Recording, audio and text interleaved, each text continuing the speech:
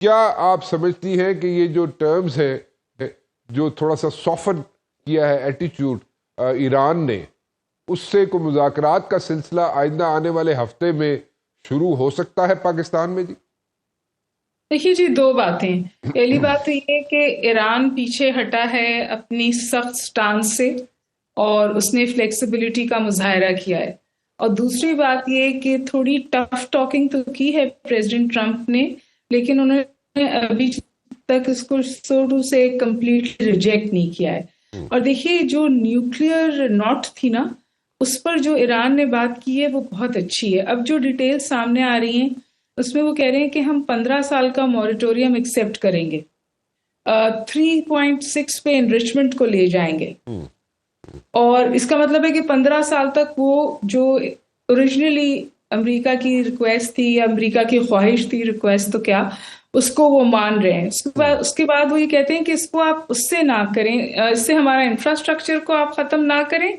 और ये जो हमने न्यूक्लियर मॉरिटोरियम 15 साल का माना है और इनरिचमेंट करने से मना किया है या इनरिचमेंट को लोअर करने का वादा किया है, इसको आप टाई कर दें हमें सैंक्शन रिलीफ से और हमारे जो एसेट्स आपने फ्रीज किए हुए उसके रिलीज से। लेकिन उससे भी ज्यादा जो अहम बात है जो उन्होंने की है, उन्होंने कहा है एक सिक्योरिटी आर्किटेक्चर उन्होंने ईरान ने प्रपोज किया है नेबरिंग स्टेट्स के साथ नॉन अग्रेशन पैक्ट की सूरत में, जिसमें वो चाहते हैं कि इजराइल को भी इंक्लूड किया जाए। अच्छा, क्योंकि जाहिर है, व्हाट एग्जैक्टली इज दिस? जरा इसको एक्सप्लेन करेंगी डॉक्टर ये साहब? देखिए, हम बहुत अरसे से बात कर रहे थे कि जो सिक्योरिटी आर्किटेक्चर है वेस्ट एशिया का वो तब्दील हो रहा है।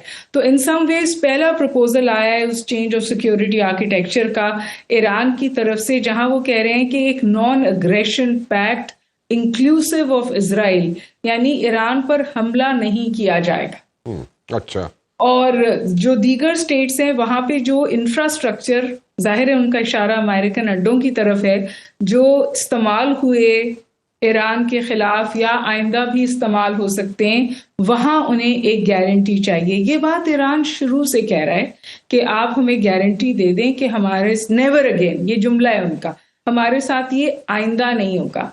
जो ऑब्जेक्टिव, अब डिटेल ज्यादा बाहर आ रही हैं, तो जो ऑब्जेक्टिवली इस प्रपोजल को देख रहे हैं वो कह रहे हैं कि अगर अमेरिका में पॉलिटिकल विल है इस सूरत हाल को खत्म करने का, और जाहिर है जो ओवर आर्चिंग डिमांड है कि ये एक्सटेंशन ऑफ ट्रूस नहीं होना चाहिए, कंप्लीट सीजेशन ऑफ वॉर होनी चाहिए, यानी जंग बंदी होनी चाहिए, एक्सटेंशन ऑफ ट्रूस नहीं होना चाहिए।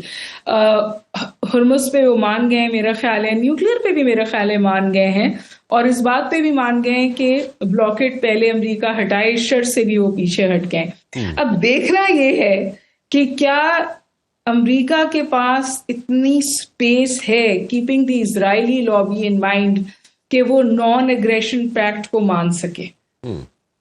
मेरे ख्याल है सब अब मुश्किल बात ये हो जाएगी। हुर्मुज नॉन इशू है और न्यूक्लियर डायमेंशन पे एकोमोडेशन ईरान ने दे दी है।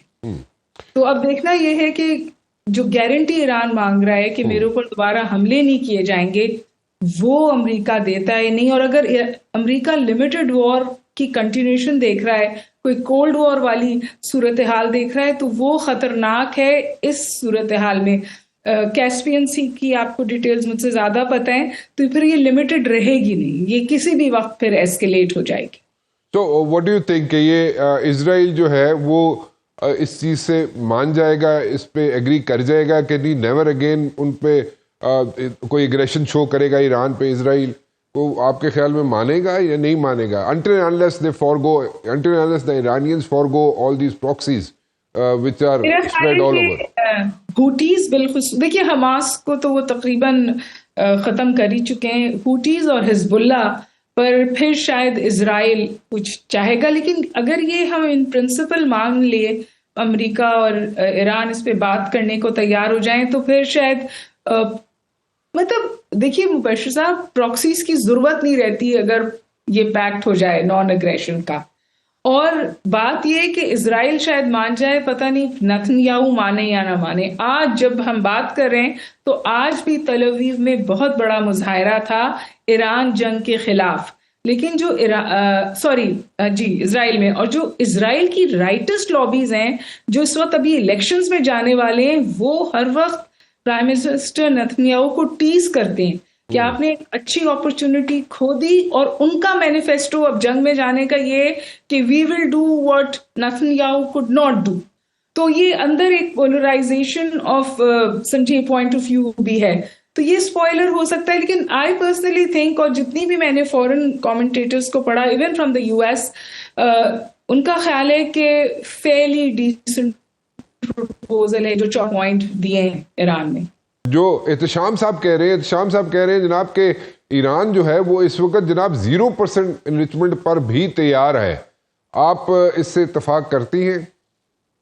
मेरे पास इसकी कोई टेंजिबल एविडेंस नहीं है, और ईरान का पिछले दिनों स्टांस इनरिचमेंट पर खासा टफ रहा है, लेकिन मैं I can see it happening, क्योंकि जो इकोनॉमिक वोज हैं चाइना के ईरान के, वो बहुत इस वक्त मुश्किल हैं।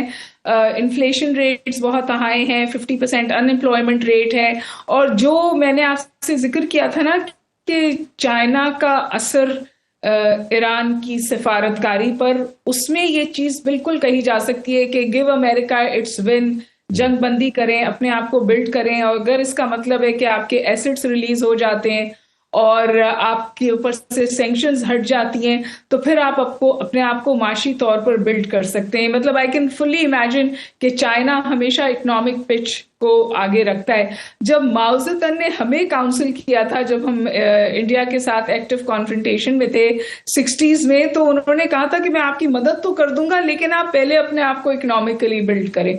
तो आई कैन इमेजिन वही काउंसिल उन्होंने ईरान को भी किया है। और देखिए, अमेरिका एक बड़ी ताकत है, अमेरिका को उसकी फेस सेविंग अगर चाहिए, उसको उसका ट्रॉफी चाहिए इस जंग में से, तो Iran would be strategically wise to do it.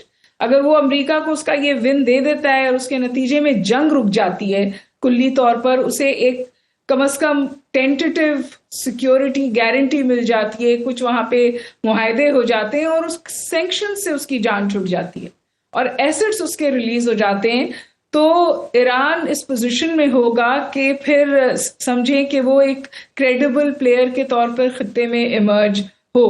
America को उसका विन चाहिए, उसकी ट्रॉफी चाहिए। प्रेसिडेंट ट्रम्प को ये कहना है मैंने जंग अपने टर्म्स पे बंद की है। ठीक, इसका मतलब ये हुआ कि ये यूएस ब्लॉकेट जो था वो काम कर गया। अमेरिका ने जो ब्लॉकेट लगाया था उसने उसका असर पड़ा अमेरिका पे, ईरान पे, और ताकि उन्होंने थोड़ा सा अपना एटीट्यूड जो है मेलो किया है। एक तो ये वजह बता दीजिएगा ऐसे ही, और दूसरा ये बताइएगा कि फिर इसका मतलब ये हुआ कि नेक्स्ट वीक ये मुज़ाकरात पाकिस्तान में होने जा रहे हैं एक मरतबा फिर, ऐसे ही है डॉक्टर साहब? ब्लॉकेड किसी हद तक कामयाब रहा, लेकिन सिर्फ ब्लॉकेड नहीं जी। मेरा ख्याल है कि इसमें शामिल है वो बहुत सारी बैकडोर डिप्लोमेसी जो पाकिस्तान, चाइना, ओमान और सऊदी अरब ईरान के स्टांस पे असर अंदाज हुए, और वो शायद तैयार हुए इस बात के लिए कि उन्होंने ये लचक अपने एटीट्यूड में दिखाई है।